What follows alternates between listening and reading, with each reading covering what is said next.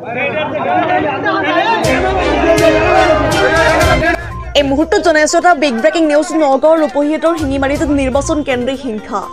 নগাঁও লোকসভা সমষ্টিৰ প্ৰাৰ্থী প্ৰজ্যোৎ বৰদলৈ নিৰ্বাচনী প্ৰচাৰ সভাত তীব্ৰ উত্তেজনা। নগাঁৱৰ ৰূপহীহঁতৰ শিঙিমাৰীত নিৰ্বাচনী প্ৰচাৰ চলাবলৈ আহিছিল নগাঁও লোকসভাৰ প্ৰাৰ্থী প্ৰজ্যোৎ বৰদলৈ আৰু বিধায়ক নুৰুল হুদা। সভা চলি থকা অৱস্থাতে দুই দলে গৌবেগ মুৰ্দাবাদ ধ্বনি দি পৰিৱেশ উত্তল কৰি তোলে। প্ৰজ্যোৎ বৰদলৈ আৰু বিধায়ক হুদাই সভা সামৰি যোৱাৰ পিছতেই আৰম্ভ হয় শিল দলীয় ঘটনা। ঘটনাস্থলীত সংঘাতৰ ফলত দুয়ো দলৰ প্ৰায় 14জন কৰ্মী সমৰ্থক আহত হৈছে। দলীয়ৰ ফলত এগৰাকী সাংবাদিকৰ বাইক ক্ষতিগ্ৰস্ত হয়। বিস্তৰ ক্ষতি সাধন কংগ্ৰেছ আৰু অগপ বিজেপি দলৰ কাৰ্যালয়। ঘটনাস্থলীত উপস্থিত কলিয়াবৰ মহকুমা আৰক্ষী বিষয়াৰ লগতে ৰূপহীয়াত আৰক্ষী। আহতসকলক চিকিৎসালয়লৈ প্ৰেৰণ। নগাঁৱৰ পৰা বিভূতি বৰাৰ ৰিপৰ্ট ইছা 24x7।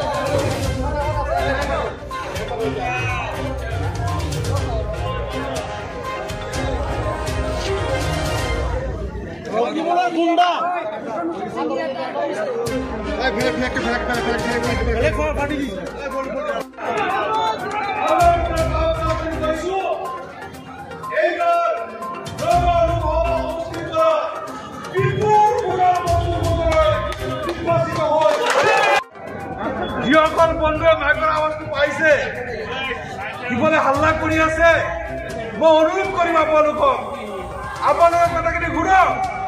যদি কথাখিনি সঁচা হয় আপোনালোকে বিবেচনা কৰিব। ভাৰতবৰ্ষত 29খন ৰাজ্য আছে আৰু এই 29খন ৰাজ্যৰ ভিতৰত মাত্ৰ 6খন ৰাজ্যত বিজেপি আৰু NDA চৰকাৰ আছে আৰু 23খন ৰাজ্যত ভাৰতবৰ্ষৰ 23খন ৰাজ্যত কংগ্ৰেছ আৰু কংগ্ৰেছৰ লগত এলায়েন্স হোৱা বিৰোধী দলৰ চৰকাৰ আছে।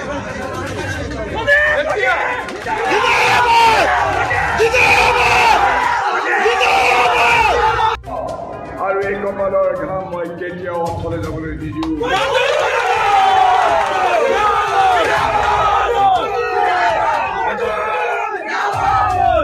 মই আপোনালোকক ৱাদা কৰিছো যে সুখে দুখে আপোনালোকৰ লগত সমভাগী হৈ ঠিক যিদৰে ৰকিবুল হুছেইন ডাঙৰীয়াই আমাৰ নুৰুল হুদা চাহাবে যেনেকৈ আপোনালোকৰ কথা সংবিধান সভাত দাঙি ধৰে, ময়ো ইনশাআল্লাহ আপোনালোকক সকলোকে বুকুৰ মাজত সোমোৱাই ইজ্জত দি সন্মান দি আপোনালোকৰ লগত লৈ আপোনালোকৰ জনপ্ৰতিনিধি হৈ দিল্লীৰ মজিয়াত মই আপোনালোকৰ কাৰণে ফাইট কৰিম আৰু আপোনালোকক ন্যায় দিম।